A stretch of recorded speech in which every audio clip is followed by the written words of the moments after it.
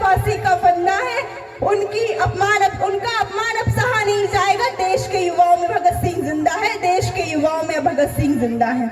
महोदय, अनाचारियों में अनाचार को रोकने के लिए बेटियों में झांसी वाली रानी मांगता है देश। देशद्रोही के किले ध्वस्त करने के लिए, देशद्रोही के किले ध्वस्त करने के लिए शेखर श्रीवास्तव जवानी मांगता है देश। और शौर्यता जमे हमारे देशवासियों में, शौर्यता जमे हमारे देशवासियों में राणा छत्रसाल की कहानी मांगता है देश। राणा छत्रसाल की कहानी मांगता है देश।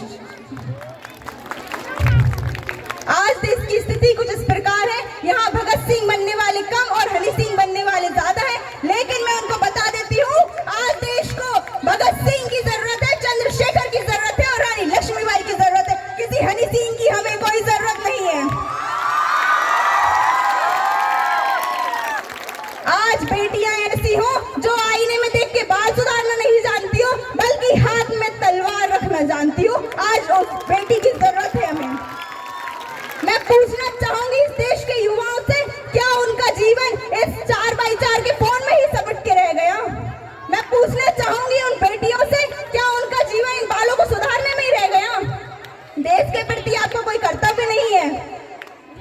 जरा जागिए, अपने अंदर के भगत सिंह को जगाइए और इस देश के लिए ऐसा कार्य कीजिए जिसको सब देखें, जिसको सब सोचे, जिसको सब समझे और जान जाए ये हिंदुस्तान है, ताकि यहाँ सब लोग जान जाएं कि अगर तू परिंदा है तो ये आसमान तेरा है, अगर तू दरिंदा है तो ये शमशान तेरा है। और भाईचारे से रहना है तो रह इस जमीन पर, वरना कब्र भी यही है और कब्रिस्तान तेरा यही है।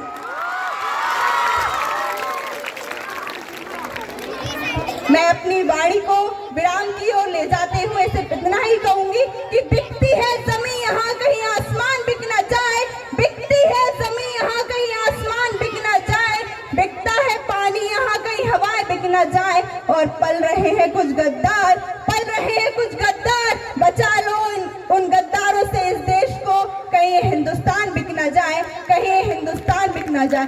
जिसकी पावन माटी पर जाकर, जिसकी पावन माटी पर जाकर सारे पाप धुल जाते, जिसकी पावन माटी पर जाकर सारे पाप धुल जाते, जिस माटी पर वीर सपूत फांसी पर चढ़ जाते और जिसने राजगद्दी छोड़कर जंगल में रातें बिताई, हम अकबर को महान बताकर राणा प्रताप को भूल जाते, हम अकबर को महान बताकर राणा प्रताप को भूल जाते। महोदय, तकलीफ तो तब होती है जब हमें सिखाया जाता है अकबर महान। मैं पूछना चाहूंगी, वो महाराणा प्रताप कौन थे? वो महाराणा प्रताप कौन थे?